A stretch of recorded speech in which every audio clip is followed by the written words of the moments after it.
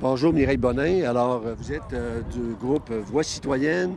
Vous avez été une des premières organisations à prendre le flambeau de la défense des terres de la charité. Aujourd'hui, il y a un parti politique qui prend position officiellement. Comment réagissez-vous à cette évolution? Bien, nous, on pense que c'est l'histoire qui essaie de reproduire ce qui a réussi de mieux. En 1978, quand M. Jean Garon puis René Lévesque se sont mis ensemble puis ont dit qu'il faut faire quelque chose pour protéger les terres agricoles qui, à cette époque-là, au nord de Montréal, puis je pense que c'est Laval, j'étais montréalaise à cette époque-là, puis que Laval se développait, puis il y avait beaucoup de terres agricoles qui étaient prises d'assaut pour faire de l'immobilier.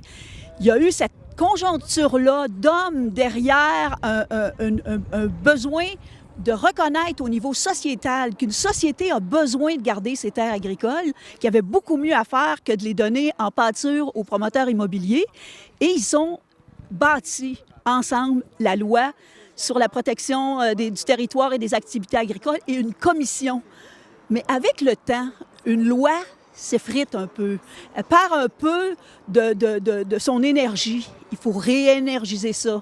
Et donc, pour répondre à votre question, ça ne me surprend pas que ce soit le Parti québécois qui reprenne ça, même si on souhaite et on veut que ce soit tous les partis. Puis on était tellement contents de voir qu'un groupe apartisan comme le nôtre soit bienvenu pour parler de terres agricoles avec M. Villeneuve. On était vraiment contents.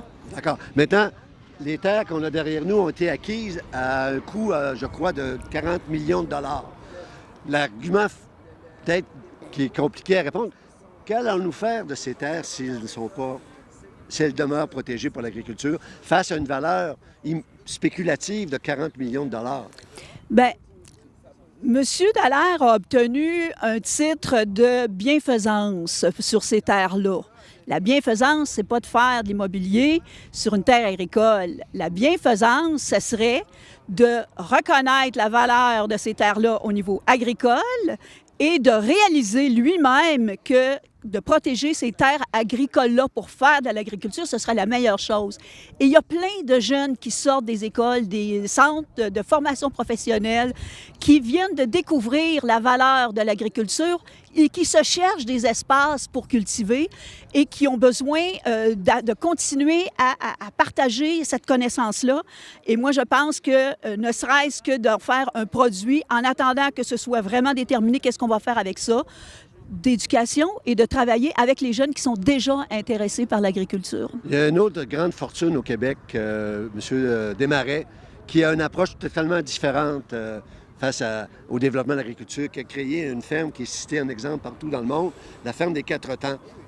Quand on regarde les terres des Sœurs de la Charité, est-ce qu'il n'y a pas un beau rêve ici de voir une ferme des Quatre Temps s'établir à Québec? Mais absolument. En fait, nous autres, après qu'on est allé voir le film de Marc Séguin, qu'on a vu à l'écran M. Desmarais, on s'est dit, mais il faudrait mettre ces gars-là ensemble. Il faudrait que M. Desmarais rencontre M. Dallaire pour lui mettre du plomb dans la tête. Pour qu'il sache ce qu'il y a à faire avec ces terres-là et que c'est un bijou, c'est une rareté incroyable. C'est parce qu'on est à Québec, une ville moins grande que celle de Montréal, qu'on a encore des terres agricoles. À Montréal, il n'y en a plus. Ceux qui sont à Laval travaillent très fort pour les garder, mais ça prend des personnes en arrière. Et donc, un personnage comme M. Dallaire, qui a tous ces fonds-là, qui réaliserait en travaillant avec M.